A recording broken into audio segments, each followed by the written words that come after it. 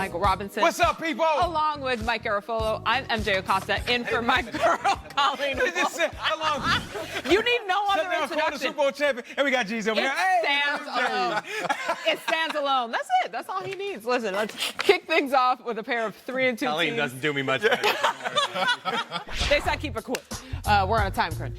Teams meeting for the fourth consecutive season. The Eagles defeated Vikings back in 2016 and then again on their way to the Super Bowl in 2017. Now, Minnesota got a little revenge last year in Week 5, and tomorrow they meet again at US Bank Stadium in Minneapolis. So let's head to the land of 10,000 lakes, where Tom Pelissero has more on the marquee NFC matchup.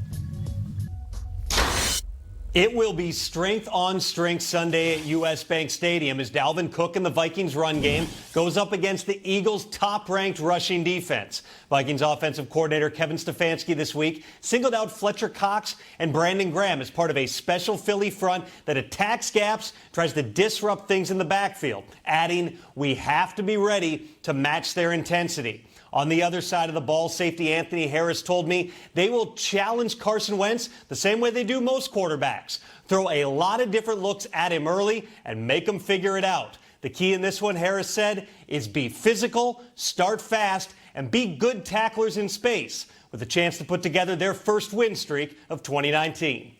Now, we let Tom tape that because he had a big night with his wife last night. Sarah, they went to a concert. You wanna know who we went to go see? Lizzo! Got it in on the Minnesota Vikings. It was so hype. Hey, Tommy P. You know, he got a little flavor. All right, the Vikings third in the league in rushing, but we'll see how they do against the Eagles' run defense. Philly has limited lead back so far this season, holding some good players in check, including Aaron Jones to 21 yards and Lev Bell to just 43. Mike Rob, we'll start with you. When you look at the Vikings offense and this Eagles D, who has the advantage in your eyes? Who has the advantage? The one that controls the line of scrimmage, and it seems like the Minnesota Vikings with Dalvin Cook in this run game has been controlling the line of scrimmage in almost every game that they've played in. And look, I know the Philadelphia Eagles have a great run defense, right? Fletcher Cox, all of those guys, they know how to get after it. But just because they did it the previous 5 weeks doesn't mean you got to test them and see if they're going to go, show up this week and stop the run. I make them stop Dalvin Cook first, and then you build the passing game off of that. And I would also try to get Dalvin Cook in some space. This might be one of the best backs at running screens. He understands landmarks. He understands exactly where to set up so that his offensive lineman can get in front of him. And then he might be the most explosive player on the field when this game starts. We'll see where this Eagles defensive line goes, because they had Malik Jackson to start the season. They lose him. Now all of a sudden Fletcher Cox is getting even more attention. That was the point, was who you're going to double team, and it'll free up Fletcher a little bit more. Fletcher told me last week that he actually feels like he's starting to arrive. He had that foot surgery in the offseason, and the first couple of weeks try to get things to happen on the it's not happening, and all of a sudden it started to respond. So he feels like he's now going. He's the only one that didn't have a sack last week, but that's not because he didn't play well. It's because of the attention that he was drawing. I still feel like this Eagles team, and this is a little bit of information, a little bit of just speculation, it's a little bit of everything. I feel like as we get closer to the trade deadline, let's see if they make a big move for their defensive line. Because I think they still, knowing Howie Roseman, knowing what he had, one more pass rusher? One more something up. No secondary help. They tried.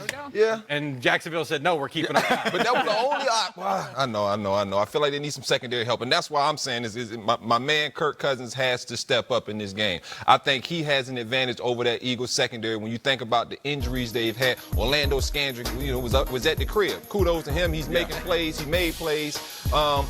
But to me, when you have a guy like Adam Thielen, Stephon Diggs, you already spoke about Dalvin Cook out the backfield. Kirk Cousins has to understand that he can't try to force things.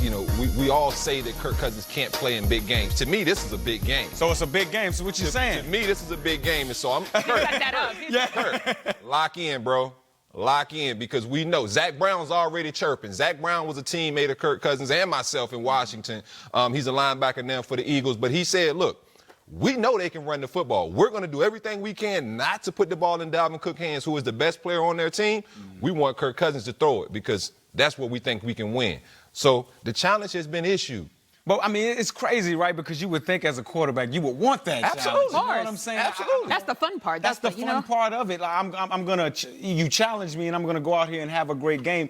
And for whatever reason, we just haven't seen that from Kirk Cousins ever. Because let me You know tell what I mean? Ever. Let me tell you, this was always my problem with Kirk. And Kirk, you know I love you. But Hey, get him. it's always a but. It's always a but. He always tries to be someone else other than himself. Okay? The reason Russ is great, is phenomenal, is because he understands who he is as a player. Let me use my feet. I don't mind scrambling to pick this first down up. It's about getting my football team in a better position. It's not about me throwing for 5,000 yards. For Kirk Cousins, he can use his legs. He is very athletic, but he wants to stay in that pocket. He wants to be Aaron Rodgers. He wants to drop dimes.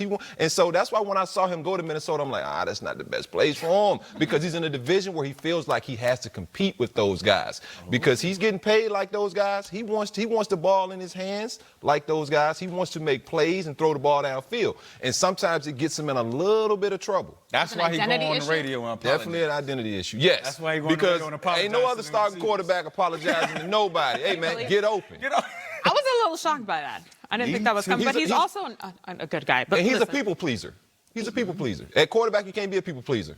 Here's Yeah, I'm, he is. I'm going Like- towards the Eagles a little bit because this is who I was watching, and there were some interesting comments out of their camp today. The running game, Jordan Howard. So Vikings have only allowed one rushing touchdown. That's the second fewest behind the 49ers this season. And earlier this week, Doug Peterson suggested that Jordan Howard could be sort of more of a lead back in this situation. Obviously, Miles Sanders has been great so far, but he's the more dynamic guy, the more consistent guy. Yeah. Getting those yards has been Howard. And historically, he's been great against Minnesota when he was with the Bears. And I think the reason why Doug Peterson feels that way, all the other backs need a little bit more space. This offense does a lot of things horizontally, right?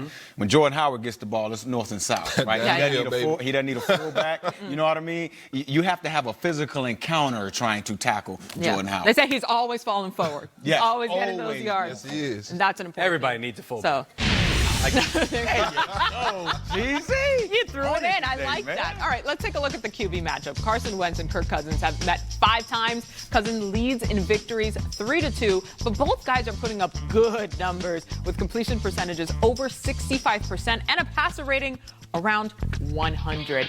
So, guys, it's time to run through some names and números. Some get it. numbers. We'll give you a couple big names and tell you who will have the bigger numbers mañana, tomorrow. So we're going to do a little Spanglish today. Don't worry. Sticking with the quarterbacks. Yeah. No problemo. Who gets more passing yards tomorrow, Carson Wentz or Kirk Cousins? Well, you heard me sit here and tell you how Run it this Eagles secondary is a little banged up, right? You heard me say that, right? You also heard me say, hey, Kirk, I want you to go out there and do what you got to do. So, hey, I'm taking you. I told you I rock with you, man. I'm not just throwing shade. Kirk, you my boy, man. Yeah. That's my quarterback. I'm taking Kirk Cousins, man. He bumped, set, and spiked himself on that. Good job. All right, Jeezy, more passing touchdowns in Kansas City, Deshaun Watson or Patty Mahomes? Well, I think what's going to happen is the Chiefs are going to put corners out here. They're going to put safeties here. It's going to be tough to go up the middle. It's tough to go to the outside. You see these Deshaun Watson clips? I love Deshaun Watson clips. I can watch him on mute. I just love how he does this and this and this. I don't even know. I just wanted to do that. Patrick Mahomes, that's the guy I'm going with for more touchdowns in this game. Nothing about what you No, said. I didn't want to do this. I just really, he looks cool when he does it. Me, not so much.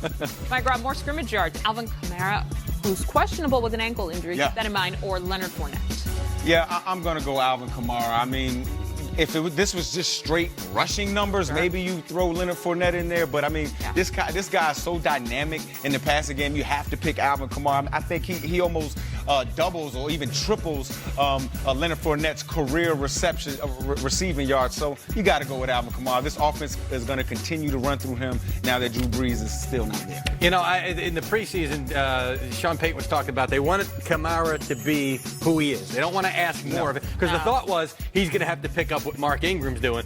But then the Drew Brees goes down. I mean, you need him to be more, and he's doing a fantastic job of this. All right, here's how it works now. You get the anchor leg. Is that what it's called? I think in the whatever. More receiving yards, MJ, Julio Jones or Larry Fitzgerald. I mean, it's like, MJ, do you want $1 million in diamonds or gold? Either way, I'm a millionaire, right? Whichever one I pick. I'm going to go with Julio Jones. Why? He's due for a big game, guys. He hasn't topped 60 yards since week 2. not like them. And 4 different players have gone for 100 or more yards versus Arizona this season. So you're telling me Julio can't be part of that? Of course he can. Plus, the Cards are without cornerback Patrick Peterson, who's serving that last game of his suspension. That's going to help him. And, you know, Julio is Julio. He's a beast. Look at him. Kidding. Man. Like, that's it. Julio Jones. Yeah, that's it. Not that I don't love Larry, because I do.